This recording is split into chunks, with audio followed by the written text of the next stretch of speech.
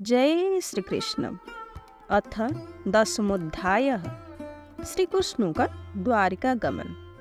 सनक जी ने पूछा, धर्म के शिरोमणि महाराज युधिष्ठिर ने अपने पैतृक संपत्ति को हड़प जाने की इच्छुक आतताई का नाश करके अपने भाइयों के साथ किस प्रकार राज्य शासन किया और कौन कौन से काम किया, क्योंकि भोगों में तो उनकी प्रवृत्ति थी ही नहीं। सूत जी कहते हैं, संपूर्ण सृष्टि को उज्जीवित करने वाले भगवान श्री हरि परस्पर की कलहाग्नि से दग्ध कुरुवंशों की पुनः अंकुरित कर और युधिष्ठिर को उनके राज सिंहासन पर बैठाकर बहुत प्रसन्न हुए। भीष्म पितामह और भगवान श्री कृष्ण के उपदेश के श्रवण से उनके अंतःकरण में विज्ञान का उदय हुआ और भ्रांति मिट गई। भगवान के आश्रम में रहकर वे समुद्र पर्यंत सारी पृथ्वी का इंद्र के समान शासन करने लगे। भीमसेन आदि उनके भाई पूर्ण रूप से उनकी आज्ञा का पालन करते थे। युधिष्ठिर की राज्य में आवश्यक अनुसार यथेष्ट वर्षा होती थी। पृथ्वी में समस्त अभिष्ट वस्तुएं पैदा होती थी। बड़े बड़े थने वाली बहुत सी गौएं प्रसन्न रहकर गौशालाओं को दूध से सिंचित करती थी। नदियां, समुद्र, पर्वत, वनस्पति, लताएं और औषधियां प्रत्येक ऋतु में यथेष्ट रूप से अपनी अपनी वस्तुएं राजा को देते थे। अजातशत्रु महाराज युधिष्ठिर के राज्य में किसी प्राणी को कभी भी अधिव्याधि अथवा दैविक, भौतिक और आत्मिक क्लेश नहीं होते थे। अपने बंधुओं का शोक मिटाने के लिए और अपने बहिन सुभद्रा की प्रसन्नता के लिए भगवान श्री कृष्ण कई महीने तक हस्तिनापुर में ही रहे।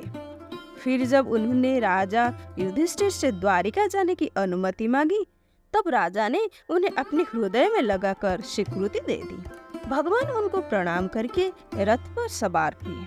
कुछ लोगों ने उनका आलिंगन किया और कुछ लोगों ने प्रणाम। उस समय सुभद्रा, द्रौपदी, कुंती, उत्तरा, गांधारी, धृतराष्ट्र, युयुत्सु, कृपाचार्य, नकुल, सहदेव, भीमसेन, धूम्य और सत्यवती आदि सब मूर्छित सी हो गए। वे संगपाणी श्री कृष्ण का विरह नहीं सह सके। भगवत भक्त सत्पुरुष के संग से जिसका दूषक छूट गया है, वह विचारशील पुरुष भगवान की मधुर मनोहर सुयस का एक बार भी सुन लेने पर भी उसे छोड़ने की कल्पना भी नहीं कर सकता। उन्हीं भगवान के दर्शन तथा स्पर्श करने से, उनके साथ आलाप करने से तथा साथ ही साथ सोने, उठने, बैठने और भोजन करने से जिनका संपूर्ण हृदय उन्हें समर्पित हो चुका था, वे पांडव भला उनका विरह कैसे सह सकते थे। उनका चित्त द्रवीभूत हो रहा था। वे सब निर्विमष नेत्रों से भगवान को देखते हुए स्नेह बंधन से बंधकर जहाँ तहाँ दौड़ रहे थे। भगवान श्री कृष्ण घर से चलते समय उनके बंधुओं की स्त्रियों के नेत्र उत्कंठावश उमड़ते हुए आंसुओं से भर आए, परंतु इस भय से कि कहीं यात्रा के समय असकुन न हो जाए, उन्होंने बड़ी कठिनाई से उन्हें रोक लिया। भगवान के प्रस्थान के समय मृदंग, शंख, भोरे, वीणा, ढोल, नरसिंगे, धुंधुरे, नगारे, घंटे और दुंदुभिया आदि बाजे बजने लगे। भगवान के दर्शन की लालसा से कुरुवंश की स्त्रियां अटारियों पर चढ़ गए और प्रेम, लज्जा एवं मुस्कुराने से युक्त चित्तवन से भगवान को देखते हुए उन पर पुष्प की वर्षा करने लगे। उस समय भगवान की प्रिय सखा घुंघराले बालों वाले अर्जुन ने अपने प्रियतम श्री कृष्ण का वह श्वेत छत्र, जिसमें मोतियों का झालर लटक रही थी और जिसका डंडा रत्नों का बना हुआ था, अपने हाथों में ले लिया।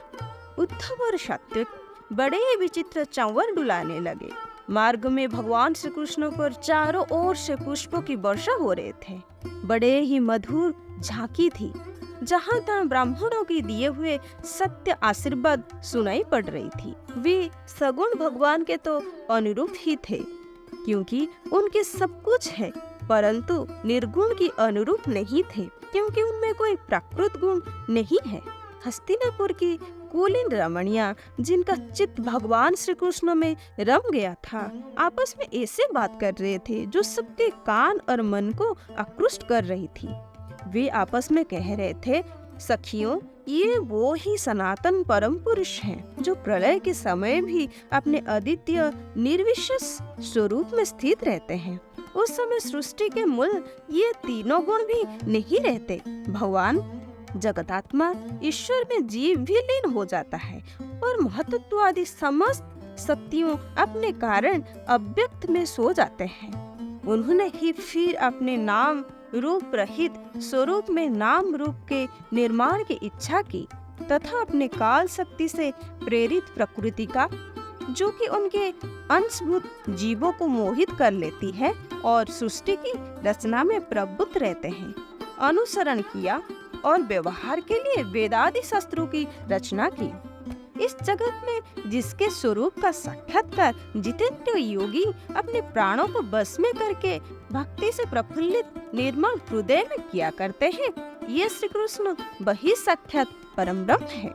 वास्तव में इनके भक्ति से अंतःकरण की पूर्ण शुद्धि हो सकती है, योगादि के द्वारा नहीं। सखी, वास्तव में ये वही है जिसकी सुंदर लीलाओं का गायन वेदों में और दूसरे गोपनीय शास्त्रों में व्यासादि रहस्यवादी ऋषियों ने किया है, जो एक अद्वितीय ईश्वर है और अपने लीला से जगत की सृष्टि, पालन तथा संहार करते हैं, परंतु उनमें आसक्त नहीं होते। जब तामसी बुद्धि वाले राजा अधर्म से अपने पेट पालने लगते हैं, तब ये ही सत्य गुणों को स्वीकार कर ऐश्वर्य, सत्य, रुथ, दया और यश प्रकट करते और संसार के कल्याण के लिए युग युग में अनेकों अवतार धारण करते हैं। अहो, यह यदुवंशी परम प्रशंसनीय है, क्योंकि लक्ष्मीपति पुरुषोत्तम श्री कृष्ण ने जन्म ग्रहण करके इस वंशों को सम्मानित किया है।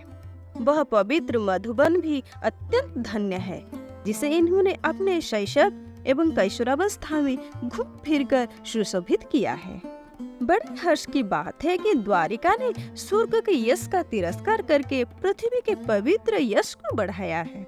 क्यों ना हो, वहाँ की प्रजा अपने स्वामी भगवान श्री कृष्ण को जो बड़े प्रेम से मंद मंद मुस्कुराते हुए उन्हें कृपा दृष्टि से देखते हैं, निरंतर निहारते रहते हैं। सखी, जिनका इन पानी ग्रहण किया है, उन स्त्रियों ने अवश्य ही व्रत, स्नान, हवन आदि के द्वारा इन परमात्मा की आराधना की होगी, क्योंकि वे बार बार इनकी उस मधुर सुधा का पान करती हैं, जिनकी स्मरण मात्र से ही ब्रज बालाएं आनंद से मूर्छित हो जाया करती थी।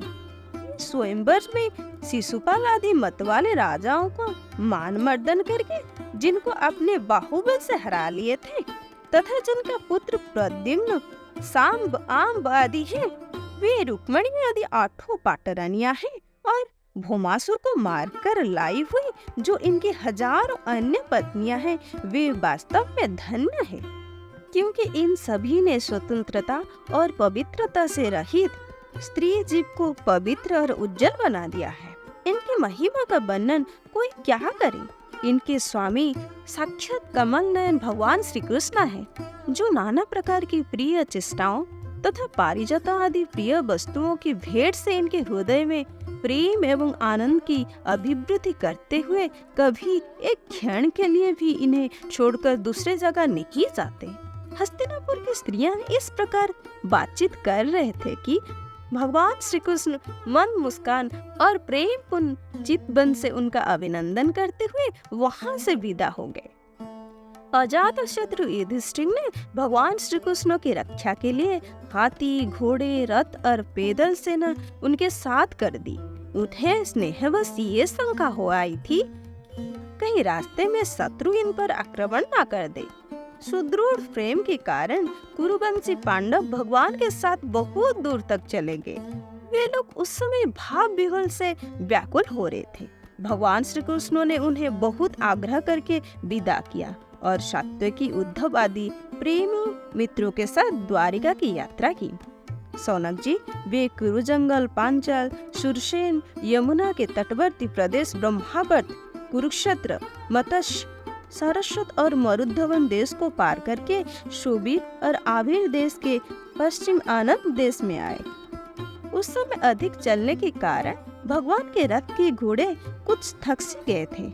मार्ग में स्थान स्थान पर लोग उपहार आदि के द्वारा भगवान का सम्मान करते। सायंकाल होने पर वे रथ से भूमि पर उतर आए और जलाशय पर जाकर संध्या बंदन करते। यह उनकी नित्य चर्चा थी। इति श्रीमद्भागवते महापुराणे परमहंस संहितायां प्रथम स्कंदे नैमिषारण्य उपाख्याने श्रीकृष्ण द्वारिका गमनं नाम 10 अध्यायः। जय श्री कृष्ण।